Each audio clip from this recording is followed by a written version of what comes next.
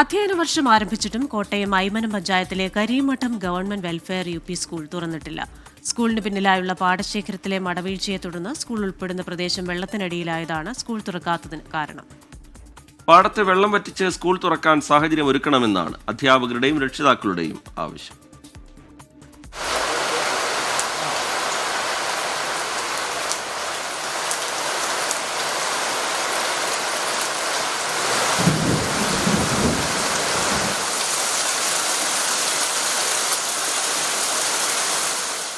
താഴ്ന്ന പ്രദേശമാണെങ്കിലും അത്ര വേഗത്തിലൊന്നും കരീമഠം സ്കൂളിന്റെ പരിസരത്ത് വെള്ളം കയറില്ലായിരുന്നു. അതിനുള്ള കാരണം കൃത്യമായി കൃഷിയും ബണ്ടുകൾ ബലപ്പെടുത്തുന്നതുമായിരുന്നു. എന്നാൽ ഇത്തവണ സമീപത്തെ പാടത്ത് കയറിയ വെള്ളം വറ്റിക്കാൻ പാടശേഖര സമിതി തയ്യാറായില്ല. ഇതോടെ സ്കൂളിലും വെള്ളം കയറി. ജില്ലയിൽ ദുരിതാശ്വാസ ക്യാമ്പുകൾ പ്രവർത്തിക്കുന്ന സ്കൂളുകൾ ഒഴികെ മുഴുവൻ സ്കൂളുകളും തുറന്നിട്ടും കരീമഠം ഗവൺമെന്റ് വെൽഫെയർ സ്കൂൾ മാത്രം തുറന്നിട്ടില്ല. നമുക്ക് വെള്ളം മട പൊട്ടി കയറുകയും ചെയ്ത്, അപ്പം അത് പാടശേഖരക്കാരത് അടിച്ചിറക്കാത്തതിൻ്റെ ഒരു പ്രശ്നം മാത്രമാണ് ഇപ്പോൾ ഉള്ളത്. അപ്പം അത് കൃത്യമായിട്ട് ചെയ്തുകൊണ്ടിരുന്നു കഴിഞ്ഞാൽ നമുക്കത് വെള്ളം പറ്റിക്കാൻ പറ്റും.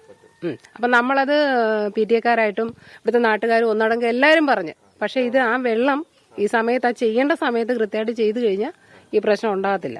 27 വിദ്യാർത്ഥികളാണ് ഈ സ്കൂളിലുള്ളത്.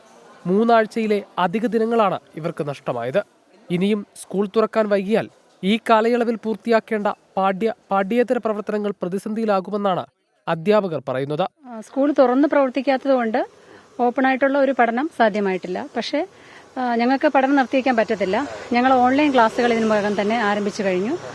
അത് മെയ് മാസം മുതൽ തന്നെ, മെയ് മാസമല്ല ഏപ്രിൽ മാസം തന്നെ ഞങ്ങൾ ലൈബ്രറി ബുക്സ് ഒക്കെ ഞങ്ങൾ വായിക്കാൻ കൊടുത്തയച്ചിട്ടുണ്ടായിരുന്നു.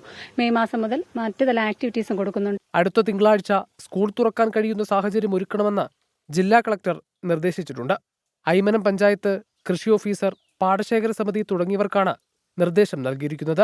പാടശേഖര സമിതി ഭാരവാഹികളുടെ ഉദാസീനതയ്ക്കെതിരെ പ്രദേശവാസികളുടെ പ്രതിഷേധവും ഉയർന്നിട്ടുണ്ട്. 24 കോട്ടയം.